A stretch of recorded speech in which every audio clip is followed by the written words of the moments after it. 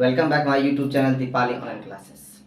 बच्चों, आप लोगों को इस वीडियो में हम क्लास 11th और 12th के इंग्लिश ग्रामर को बताने वाले हैं, और वो भी बिल्कुल बेसिक से। यदि आप सीखना चाहते हैं इंग्लिश ग्रामर तो हमारे चैनल को फॉलो करें और लाइक करें, शेयर करें और सब्सक्राइब करें। चलते हैं, आपको हम सिखाने की कोशिश करें। आपका जो हम इंग्लिश का जो शुरुआत करेंगे वो अल्फ़ाबेट से करेंगे और आपको बताएंगे सबसे पहले अल्फ़ाबेट होता क्या है।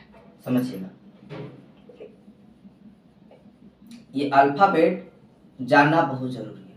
इसका हिंदी होता है वर्णमाला। इसका हिंदी वर्णमाला होता है। अल्फ़ाबेट का हिंदी वर्णमाला। और अल्फ़ाबेट दो शब्दों से मिलकर बना है। वर्णमाला, एक वर्ण और दूसरा क्या, माला। समझिए, वर्ण को ही हम क्या कहते हैं, अक्षर कहते हैं। और इसी को इंग्लिश में हम क्या कहते हैं, लेटर कहते हैं। समझने की कोशिश कीजिएगा, इसी को हम लेटर कहते हैं। तो लेटर क्या होता है, सबसे पहले उसको हम समझने की कोशिश करते हैं। यदि आप किसी भी, जैसे कोई भी वर्ड ले लीजिए आप, जैसे हम ले लेते हैं क्या, बुक। एक वर्ड ले लीजिए और यदि इसके सभी जो है कि क्या, जितना भी इसमें हम जो है कि क्या जितना भी अक्षर जो भी चीज़ों को हम यूज किए हैं उसको यदि हम अलग अलग जो है कि क्या डिवाइड कर दें तो क्या हो जाएगा बताइए। एक बी हो जाएगा, एक ओ, फिर ओ और फिर के। तो ये आपका प्रत्येक जो है कि क्या यूनिट जो है वो आपका लेटर कहलाएगा बच्चों। यही होता है लेटर का परिभाषा। समझिए, लेटर हमेशा जो है कि क्या अलग अलग रहता है। लेकिन अल्फ़ाबेट का मतलब क्या होता है, अल्फ़ाबेट्स का मतलब क्या होता है, तो अल्फ़ाबेट्स का मतलब माला। माला का मतलब क्या हुआ, माला तो देखे ही होंगे। माला हमेशा ग्रुप में रहता है, तभी उसको हम माला कहते हैं। नहीं तो मोती यदि हमारे हाथ में रहे तो वो माला मेरा नहीं होता है। समझने की कोशिश कीजिए। तो यदि हम अक्षरों को एक ग्रुप में सजाते हैं तो क्या कहलाएगा वो, अल्फ़ाबेट। उसी को अल्फ़ाबेट कहेंगे, उसी को हिंदी में क्या कहेंगे, वर्णमाला। जैसे 26 लेटर होते हैं इंग्लिश में, जैसे उसी को यदि हम सजा के लिख दें, A B C D E F G H I J K L M N O P Q R S T U V W X Y Z. ये सारा मेरा क्या कहलाएगा बच्चों, अल्फ़ाबेट्स। ये टोटल ग्रुप को हम ए टू जेड को क्या कहेंगे, अल्फ़ाबेट्स। अब इसमें बहुत सारे ऐसे लेटर होते हैं, जैसे आप लोग पढ़े होंगे कि ए ई आई ओ यू को हम क्या कहते हैं, वोवेल कहते हैं। ये मेरा वोवेल लेटर हो गया। लेकिन ये वोवेल लेटर क्यों, इसी को वोवेल लेटर क्यों कहते हैं, कारण क्या है इसे वोवेल कहने का कारण क्या है। और आप सुने होंगे, पढ़े होंगे, ये सारा मेरा क्या हो गया, कॉन्सोनेंट। लेकिन आपको आज हम बताएंगे कि कॉन्सोनेंट हुआ क्यों, इसे हम कॉन्सोनेंट लेटर क्यों कहते हैं, आखिर इसके पीछे रीजन क्या है। और आप एक बात और पढ़े होंगे, डब्ल्यू और वाई मेरा क्या हो जाता है बच्चों, इसे हम सेमी वोवेल कहते हैं। इसे क्या कहते हैं बच्चों, हम सेमी वोवेल। आखिर इसे सेमी वोवेल क्यों कहते हैं, समझ रहे ना। ये सारा चीज समझने की कोशिश कीजिए। तो उसके लिए आपको ये चीजों को समझने के लिए साउंड समझना होगा बच्चों। साउंड क्या होता है, बेसिकली साउंड का मतलब क्या होगा, जब हम प्रोनाउंसिएशन करते हैं तो बहुत सारे जो है कि ऑर्गन्स की जो है कि क्या हेल्प से हम किसी लेटर या वर्ड का प्रोनाउंसिएशन करते हैं, तब जो है कि क्या साउंड निकलता है। साउंड अलग अलग का निकलता है, तो सभी साउंड का अलग अलग मायने भी होता है और इसलिए उसका नाम अलग अलग होता है बच्चों। आपको समझाने की कोशिश करते हैं। ये बच्चों आपका वोकल कोड हो गया, इससे हम वोकल कोड कहते हैं। ये वोकल कोड स्वर यंत्र होता है, यहाँ से हम किसी भी जो है कि क्या स्वर को निकालते हैं, इसलिए ये क्या कहलाता है मेरा वोकल कोड। ये आपका बच्चों क्या हो गया, माउथ। ये क्या हो गया बच्चों, आपका लिप्स। और ये क्या हो गया बच्चों, आपका टंग। और ये आपका क्या हो गया, नोज। और ये आपका माइंड इन्वायरमेंट हुआ बच्चों। आप जैसे जिस जो है कि क्या इन्वायरमेंट में रहिएगा वैसे जो है कि आपका माइंड बनता चला जाएगा। ये जो है कि क्या गौर करना है आपको, बहुत अच्छी चीज आपको बता दी है, समझने की कोशिश कीजिएगा बच्चों। अब यदि किसी भी लेटर का प्रोनाउंसिएशन आप कर रहे हैं और उसका साउंड जो है कि केवल और केवल वोकल कॉर्ड से ओनली निकल रहा है, तो वो लेटर मेरा क्या होगा, वॉवेल लेटर। समझिए, समझने की कोशिश। जैसे हम ए का जो है कि प्रोनाउंसिएशन करते हैं, ए, तो केवल और केवल वोकल कॉर्ड से निकल रहा है, इसलिए ये मेरा क्या होगा, vowel letter. E, I, O, U, ये सारा क्या है मेरा, वॉवेल लेटर। और यदि हम किसी लेटर का प्रोनाउंसिएशन करते हैं और उसका sound vocal cord, lips, nose, mouth, tongue, ये सभी जो है कि ऑर्गन्स की सहायता से निकलता हो, तो उसे हम क्या कहेंगे बच्चों, कॉन्सोनेंट लेटर। जैसे बी, यदि हम बी का जो है कि प्रोनाउंसिएशन करेंगे, इसका साउंड जो निकलेगा लिप्स और वोकल कॉर्ड की सहायता से, by the help of lips and vocal cord, तो इसलिए जो है कि हम इसे क्या कहते हैं, कॉन्सोनेंट।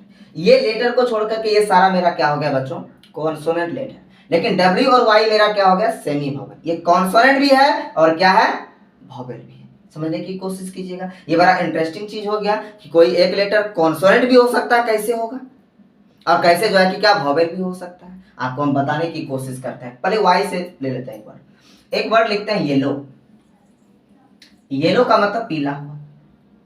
और एक और लिखते हैं टॉय, एक टॉय लिखे, टॉय, टॉय, तो कहने का मतलब एक बॉय भी लिख सकते हैं, बॉय, बॉय। तो येलो में जो है कि क्या, वाई का जो है कि सेंस यह आ रहा है, तो व्यंजन वर्ण हो गया, इसलिए ये क्या हो गया आपका, कॉन्सोनेंट। लेकिन वाई बोलिएगा तो कहने का मतलब आ का सेंस आ रहा है, बॉय, बॉय, आ का सेंस आ रहा है, इसलिए जो है कि क्या, समझ में आ गया क्या, कि जब हम वाई को किसी भी जो है कि क्या वर्ड में अंत में यूज करेंगे तो वो वॉवेल के रूप में जो है कि यूज होगा, और पहले जब यूज करेंगे तो क्या होगा, वो कॉन्सोनेंट के रूप में यूज होगा। अब समझिएगा, एक वर्ड डब्ल्यू से लिखते हैं, डब्ल्यू ओ आर के, वर्क, तो इसका सेंस वह से आ रहा है बच्चों, इसलिए क्या है, कॉन्सोनेंट। अच्छा, काव, काव लिखेंगे जो है कि क्या, इसका ओ का सेंस आ रहा है बच्चों, इसलिए क्या हुआ, ये भी हमको समझ में आ गया कि डब्ल्यू का जब यूज हम किसी भी लेटर में शुरुआत में करते हैं तो वो मेरा क्या, कॉन्सोनेंट के रूप में यूज होता है, और जब हम अंत में करते हैं तो वो क्या हो जाता है, वॉवेल बन जाता है बच्चों। तो ये सारा बेसिक कॉन्सेप्ट आपको बहुत मालूम होना चाहिए, एकदम जरूरी है ये सारा चीज। यदि ये सब चीज मालूम नहीं होगा तो कहने का मतलब सबसे पहले जो है कि लेटर का प्रोनाउंसिएशन करने आना चाहिए, कैसे उसे बोला जाता है। कभी बच्चों को तो EBCD भी बोलता है, बच्चे बहुत बच्चे बोलते हैं, लेकिन EBCD नहीं, ABCD ऐसे होता है बच्चों। इसके बाद जो है कि आपको वर्ड मालूम होना चाहिए। वर्ड किसे कहते हैं, लेटर के ग्रुप को वर्ड कहते हैं, लेकिन उसका कुछ ना कुछ अर्थ निकलना चाहिए। जैसे हम बोल देंगे ODG, तो कहने का मतलब इसका कोई अर्थ नहीं निकल रहा है। यदि हम इसे अरेंज कर दें तो एक वर्ड DOG, डॉग बन सकता है, जिसका मीनिंग क्या होता है बच्चों, कुत्ता, तो इसका अर्थ निकल रहा है, इसलिए ये क्या हो गया, वर्ड हो गया। कुछ कुछ फ्रेज होते हैं बच्चों, फ्रेज किसे कहते हैं उसे समझने की कोशिश कीजिएगा। फ्रेज, उसके बाद सेंटेंस बताएंगे आपको, सेंटेंस और फ्रेज एक ही में बताने की कोशिश करेंगे। देखिएगा बच्चों, सेंटेंस, सेंटेंस किसे कहते हैं, सेंटेंस को हिंदी में वाक्य कहते हैं बच्चों। तो a group of letters, a group of letters which makes a complete sentence is called sentence। कहने का मतलब a group of words which makes a complete sense is called sentence। समझिएगा बच्चों, तो कहने का मतलब जैसे इसमें जो है कि 3 मेजर पार्ट्स होते हैं, there are 3 major parts in the sentence। Sentence में 3 मेजर पार्ट्स होते हैं, क्या क्या होते हैं, एक होता है, जैसे पहले लिख लेते हैं बच्चे, जैसे I am going, ये तो I am beating, I am beating Radha, मैं राधा को पीट रहा हूं, तो मैं राधा को पीट रहा हूं, तो ये पीटने वाला हो गया, ये पीटने वाला, और ये पिटाने वाला, ये क्या हो गया, पिटाने वाला, ये पिटाने वाला, मार खाने वाला, ये पिटाने वाला हो गया, और ये क्या हो गया बच्चों, पीटने वाला। पीटने वाला जो होता है वो डुअर होता है, डुअर, और जो पिटाने वाला होता है वो होता है अफेक्टेड, उसे हम अफेक्टेड कहते हैं। कान खोल के सुन लीजिए, समझ लीजिए, ये बहुत ही इंपॉर्टेंट चीज है, समझने की कोशिश कीजिएगा। और ये एक्शन हो गया बच्चों, ये एक्शन शो कर रहा है, कैसा एक्शन, पीटने वाला, तो ये एक्शन है, और इसी को हम वर्ब कहते हैं बच्चों, ये वर्ब हो गया बच्चों। और जिस कोई भी जैसे वर्ब को जो हेल्प करेगा वो क्या कहलाएगा बच्चों? Helping verb.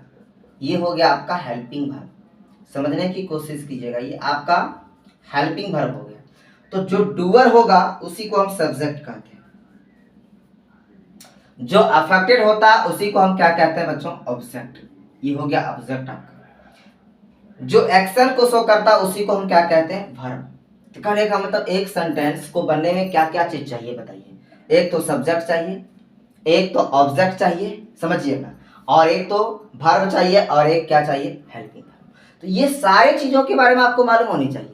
यदि इसमें से एक भी चीज आपको मालूम नहीं है तो इंग्लिश आप ख्वाब का ख्वाब बना हुआ रह जाएगा इंग्लिश आपका, और इंग्लिश आप सीख नहीं सकते हैं बच्चों। इसलिए हम अगले क्लास में जो है कि क्या ये सारे जो है कि क्या पॉइंट्स पे चर्चा करेंगे। अभी हम फिलहाल बता देते हैं कि जो काम करने वाला होता है उसी को सब्जेक्ट, जो प्रभावित होता है उसे वो ऑब्जेक्ट, और जिस काम से प्रभावित होता है उसे हम वर्ब कहते हैं, और उसको जो हेल्प करता है वो क्या कहलाता है बच्चों? Helping verb. यदि आपको ये वीडियो अच्छा लगे बच्चों, हमारे कमेंट बॉक्स में कमेंट करें और बताएं कि आपको किन किन चीज़ों के वीडियो चाहिए, वॉइस नरेशन जो भी पार्ट्स का वीडियो चाहिए आप कमेंट्स कीजिए, लाइक कीजिए, शेयर कीजिए और सब्सक्राइब करना तो भूले ही नहीं। थैंक यू बच्चों, फिर मिलते हैं आप लोगों से अगली वीडियो।